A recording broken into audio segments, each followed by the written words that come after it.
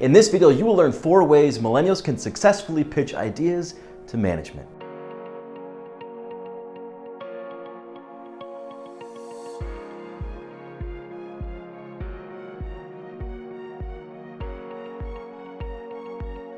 It's no secret millennials are eager to have an impact in the workplace with their ideas and innovations. In fact, 62% of millennials would describe themselves as innovative. Additionally, 66% of millennials say innovation is a key ingredient in making an organization an employer of choice. And 78% believe that innovation is essential for business growth. With a knack and appreciation for innovation, millennials are quick to pitch their ideas. Unfortunately, too often those ideas are met with dismissive statements such as, "Don't rock the boat," "This is always how we've done it," or "Wait your turn." Phil McKinney, retired CTO of Hewlett-Packard and current president and CEO of Cable Labs, would call these statements corporate or innovation antibodies. In his book, Beyond the Obvious: Killer Questions That Spark Game-Changing Innovation, McKinney describes innovation antibodies as the antagonist of the innovator. As someone who got pitched a lot in the CTO role, McKinney has identified the primary barriers that keep millennials from being heard and innovating within their organization.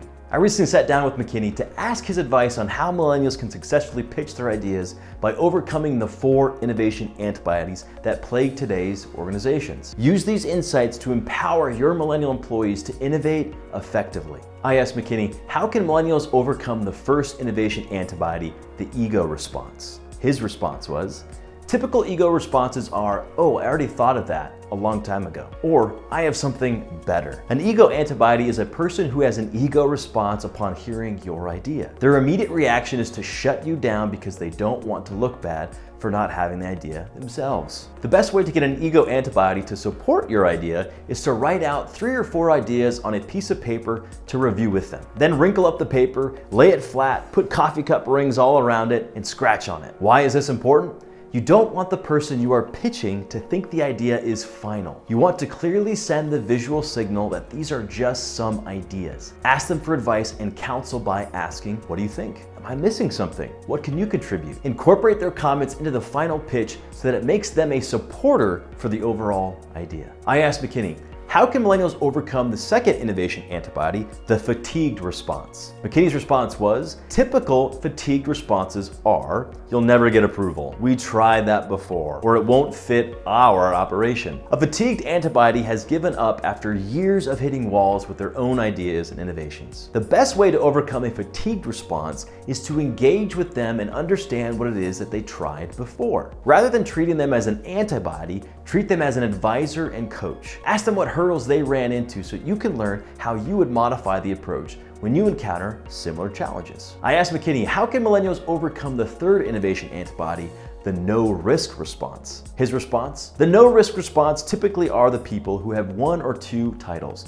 the chief financial officer or the general counsel. Their jobs are to manage risk, so you will likely hear them reject ideas by saying, "Not enough return on investment," or "We can't afford it." To address these concerns, design your idea by asking for a little bit of money, then prove it out, then ask for a little bit more money, then prove it again. This allows everybody, including the senior management team and lawyers, to see progress being made before more money is allocated to the idea or project. Even inside an organization where they don't have a funding model in place, I would include this in the idea proposal because that will address the risk profile for some of the antibodies. You can also point the management team or lawyers to other companies that have done similar kinds of innovation to see how they did it and how to deal with any legal concerns. In some cases, the CEO, assuming you have a CEO who is supporting the innovation effort, just has to step in and make the call. I asked McKinney, how can millennials overcome the 4th innovation antibody, the comfort response? McKinney's response? The comfort response are people who are comfortable with the way things are. Typical responses will be, "We've always done it this way.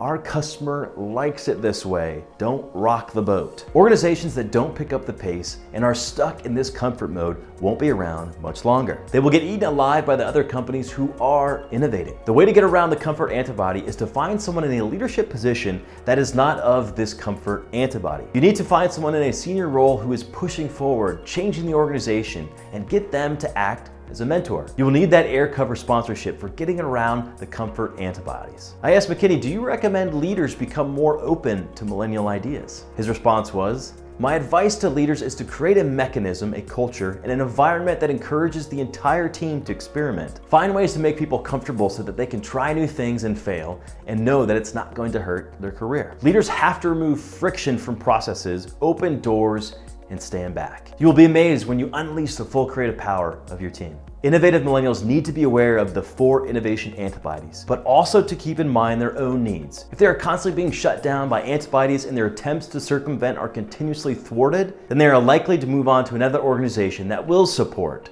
their innovative ideas.